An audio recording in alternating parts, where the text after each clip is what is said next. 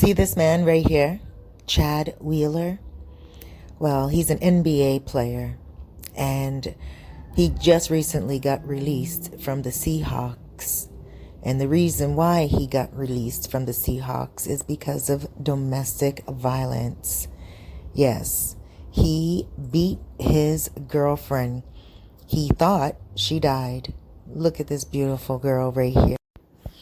Now, when I say he thought she died, what happened is this. He has bipolar. She said that he hasn't been taking his medication for the past little while, and he had an episode. He told her to bow down to him, and she refused to do it.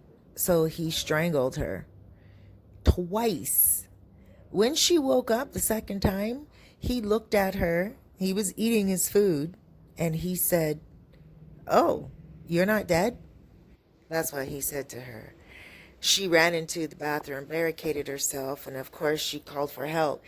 Now, I gotta tell you, I know that a lot of football players suffer with head injuries.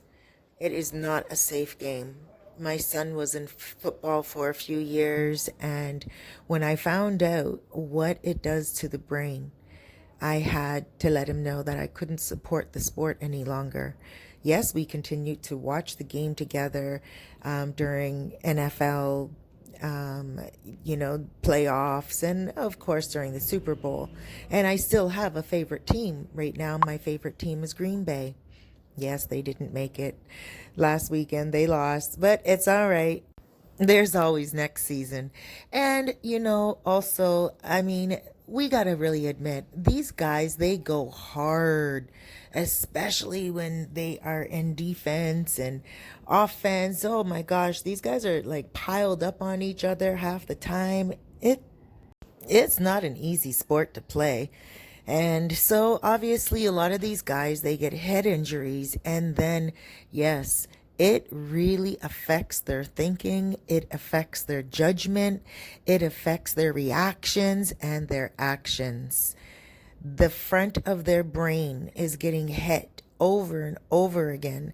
The front of the brain between the two eyes there's a little spot called the amygdala. And that is like an almond shape type of it's in the brain. Okay, let's just say that. I'm not a person that really knows too much about it, but I did do a little bit of studying of the mind, and I found that many years ago I did this, and I found that the amygdala is a part of the brain that is responsible for your actions, your judgment, your reactions, your emotions, So imagine that is in the front of the brain. And if it is in the front of the brain, and most of these players are getting smashed in the front of the brain, no wonder a lot of them have disturbing judgment even after retirement, much like O.J. Simpson and people of that nature. Football is a rough sport. These guys are big. Like this guy here, Chad, he is not a small guy. He strangled her twice. And then when she woke up, he had the nerve to say to her, "Oh, you're not dead? You didn't die?" That is not cool. That is crazy. This dude now is apologizing. He texted her and she said, "Oh, he didn't take his medication." So it's already like she's making excuses for him. He didn't take his medication. So what's going to happen when he doesn't take his medication again? It's always a fine line. We cannot blame certain behavior traits on mental health.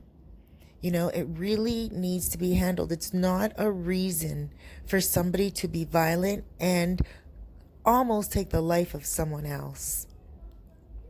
Chad Wheeler is, yes, bipolar. Yes, he forgot to take his medication. But if she saw that he wasn't taking his medication, why wasn't she saying something to him? Why didn't she get up and leave and say, "Listen, bro, I love you to pieces, but I cannot stay in the house with you knowing that you're not taking your medication because you are about to go off." And everyone knows that when other people stop taking their medication, for the most part, and they're on some heavy meds, as soon as they go off those meds, within days, there is a certain reaction that they go through. And yes, sometimes they do become violent. So if you are in a relationship with somebody who's on medication and you know that they are not taking it and your life is difficult right now and you feel like you are at danger, please speak up, say something about it, go get help for yourself. There is help out there. You don't need to feel trapped. You don't need to feel alone. You also don't need to feel embarrassed. If you're somebody who takes medication and, you're constantly convincing yourself that the medication is not good for you and you feel like it changes you too much, because this is a common complaint. A lot of the people out there who are, people who have certain mental conditions, they feel that the medication works in the adverse reaction for them and they don't like it and they try to go off it without medical supervision. So my advice to you is, if you are a person like that, get medical supervision. Speak to your doctor about how you feel. Speak to your doctor about taking care of your dosage that is created for what you need. I really don't know too much about psychotic meds at all myself, but I would only assume that there is a way that they can adjust the medication that would be good for you. Now, there are a lot of people out there that are dating people who are on medication.